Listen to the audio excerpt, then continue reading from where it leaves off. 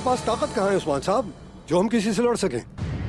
जो पहाड़ों की तरह भी हमारे सामने आए, वहीं के वहीं उन्हें हमने नेस्तो नाबूद कर दिया। इन्हें भी आने दीजिए। अगर वो यहां आएंगे तो वैसे ही जाएंगे जैसे उनसे पहले यहां से गए थे।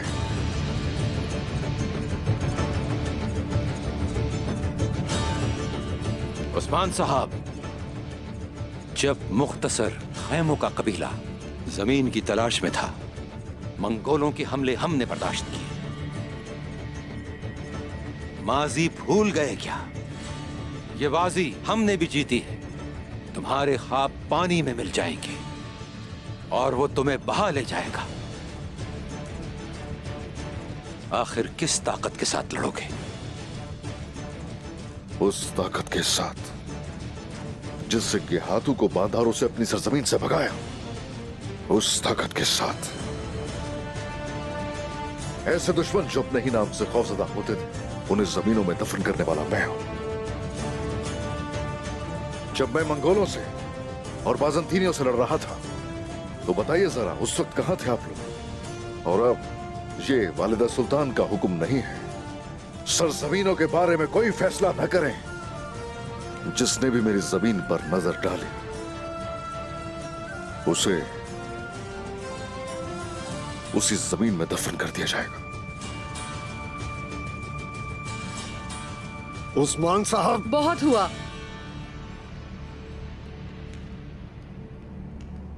ये अब हम सबका मसला है। दुश्मन पर अपना गुस्सा निकालिए। निकालेंगे वालिदा सुल्तान, निकालेंगे, लेकिन उस्मान साहब बजाय इसके कि हमसे मुआहदा करने की कोशिश करें, ये हमसे मुखालिफत कर रहे हैं। जानदार सरदार, जमीन की हिफाजत एक जद्दोजहद है।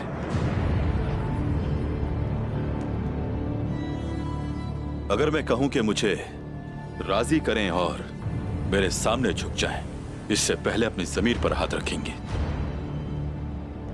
वरना हम कहेंगे कि आपको मजलूमों के मसाइल से कोई सरोकार नहीं।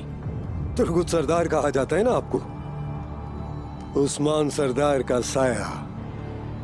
हम तो खैर का साया हैं, लेकिन मैं देख रहा हूं कि आप खुद ही बुरे हो गए हैं।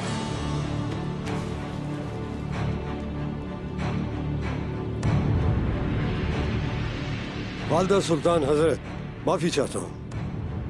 हम यहां तौहीन सुनने नहीं आए थे। मसला संजीदा है, लेकिन मैं इन सरदारों के साथ इत्तेहाद नहीं कर सकता। मुझे माफ कीजिएगा। जानदार साहब, जब तक मैं न कहूं कि दीवान खत्म हो चुका है, एक भी कदम उठाने की जुर्रत न कीजिएगा।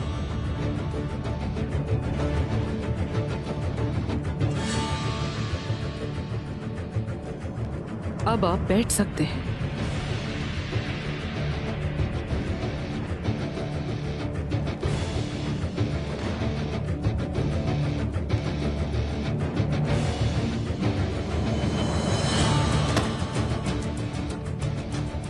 कासिद हमारे फैसले का इंतजार कर रहा है। अगर लड़ना है तो जंग में जाने का फैसला। अगर महसूल में इजाफा होने दें तो खून की दियत अदा करेंगे। फैसला हमें यहीं करना है।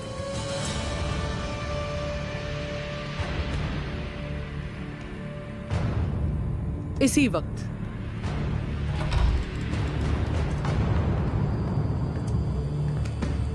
मंगोलों का कासिद आया है वालिदा सुल्तान।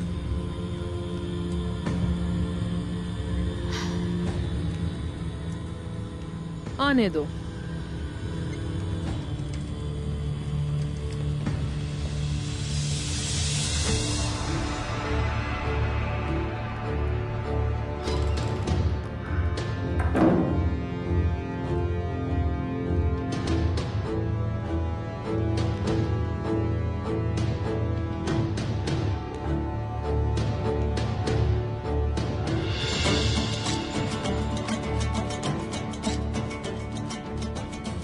कमांडर नायमान चाहते हैं कि समागर की खून की रकम तुम अदा करोगे और तुम्हारी नाफरमानी की वजह से 3 गुना महसूल बढ़ाने का हुक्म दिया है।